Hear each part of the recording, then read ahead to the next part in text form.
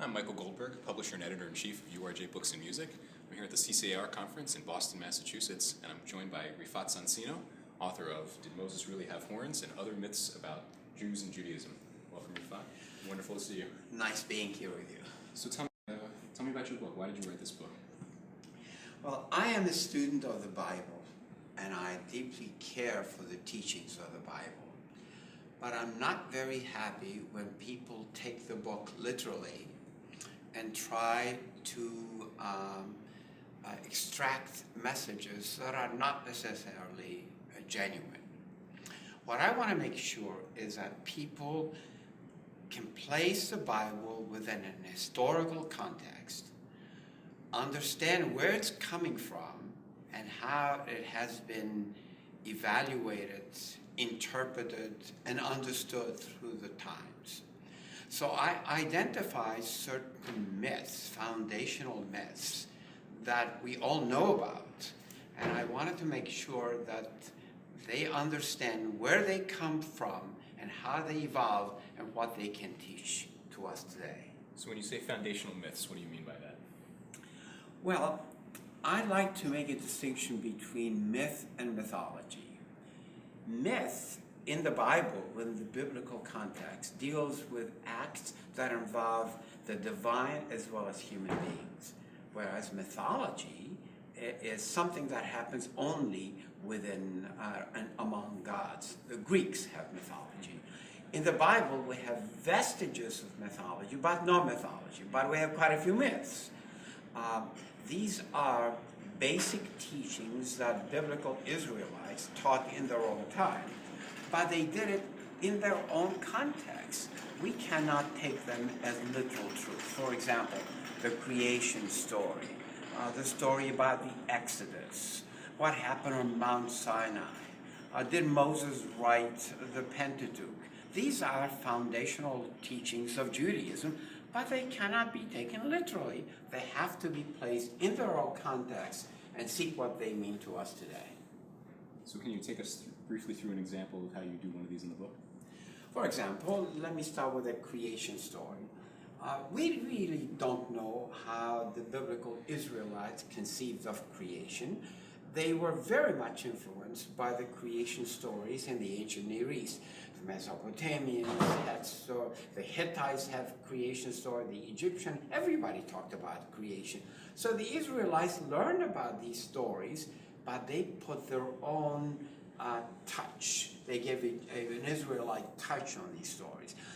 And even within the Bible, there are various creation stories, but they cannot be taken literally. They were not meant to be literal interpretation of how the world was created. It is a literary creation of what the Israelites thought and imagined the beginning of the world.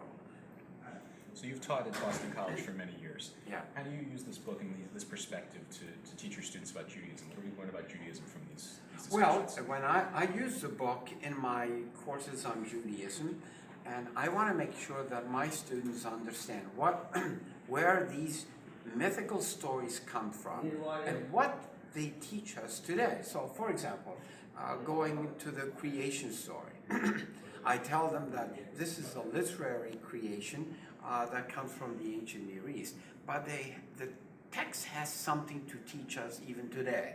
For example, that there is order in the universe, that there is that humanity is created at the end of the process, and therefore humanity represents the peak of creation. That Sabbath represents a day of rest. That's unique.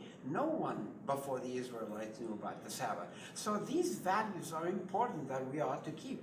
But the story itself, whether we take Genesis 1 or Genesis 2, cannot be taken literally. But these myths show us in a very clear way the Jewish values at the core. That's right. My interest is in the Jewish values.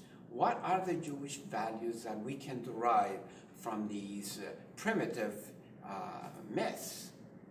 So one last question. Did Moses really have horns? Well, that's a very good question. Yes and no.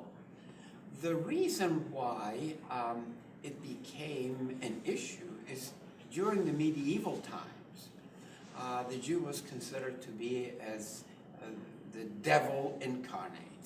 And therefore, Jews were portrayed as having tails and horns.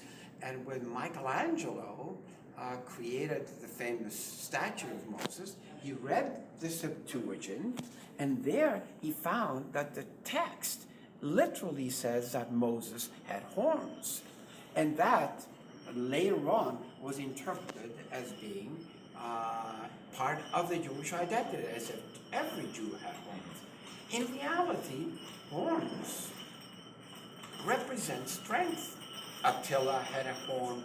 All the Mesopotamian kings had horns.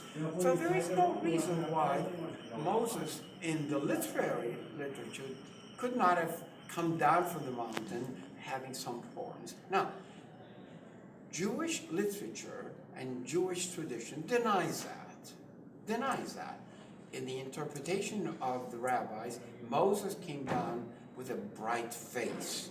But the Karaites, who read the text literally, actually said Moses had horns. So the answer is never easy. It's yes and no. It's a wonderful book and full of wonderful provocative discussions just like this. And we thank you for sharing with us and teaching us. I'm glad my students can learn something from it. Thank you, Rifat. Bye.